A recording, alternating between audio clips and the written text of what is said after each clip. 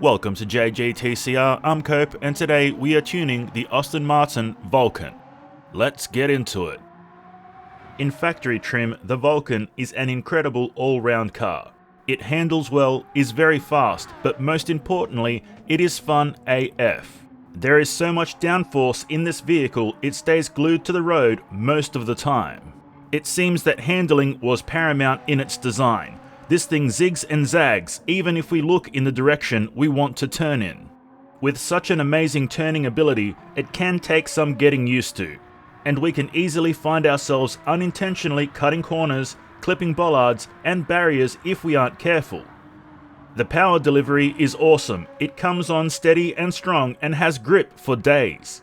Traction loss tends to come at the top end of the rev range and can be aggressive and a bit peaky blinders. It is best to modulate the throttle through turns or choose a higher gear to avoid wheel spin when exiting corners.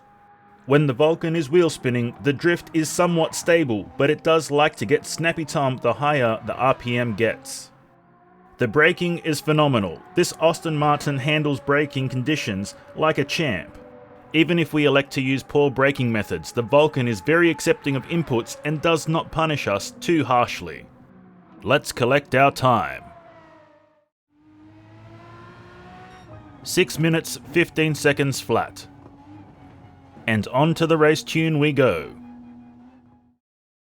The tune for the Vulcan is quite simple in nature. Suspension wise, the rear has been made softer than the front. This helps us with traction to the drive wheels.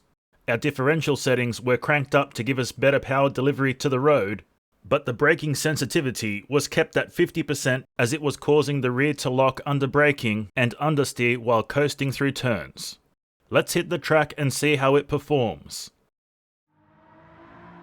When completely modified and tuned, the Aston Martin Vulcan gives us more of the same. The difference being that it goes harder, better, faster, stronger. Absolutely everything has been kicked up a notch, with very little in the way of negative effects. With the increase in power, naturally it's a bit more slippery when exiting corners and planting the foot. But it is still a solid drive out of this vehicle, and the sharpness in steering has been dulled with the suspension setup and downforce settings. However, this has made the Vulcan more reasonable in handling, as the steering seemed a bit too sensitive in factory trim. Overall, the improvements are not a world away from what the car once was, but they are a notable enhancement to the driving experience. Let's collect our time. 6 minutes 7.5 seconds. And now the drift tune. We had to go to some extreme settings to get the Vulcan to drift. The rear suspension settings are as soft as they will go, while the camber is up as high as it will go. Our differential settings are down as low as they will go, besides the initial torque of course. And the ballast is maxed out at 200 kilos at a ballast positioning of 20 over the rear wheels. It should also be noted that the turbo kit has been removed, reducing power, but more importantly, reducing the peaky nature of the engine. Let's see how it drifts at Suzuka.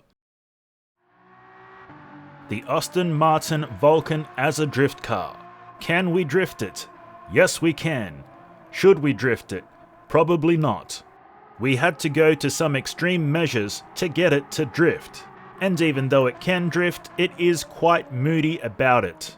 I would say this is more for advanced drifters looking for a fun challenge to overcome, as this Aston Martin takes a great deal of finesse to drift effectively.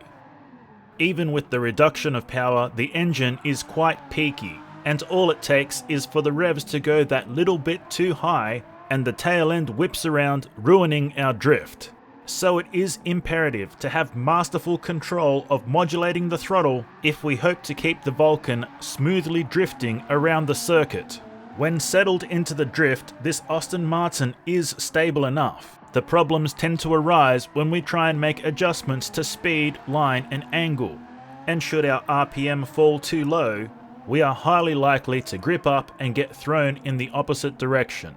So it is crucial to stay in the power band area and not exceed its limits either too high or too low.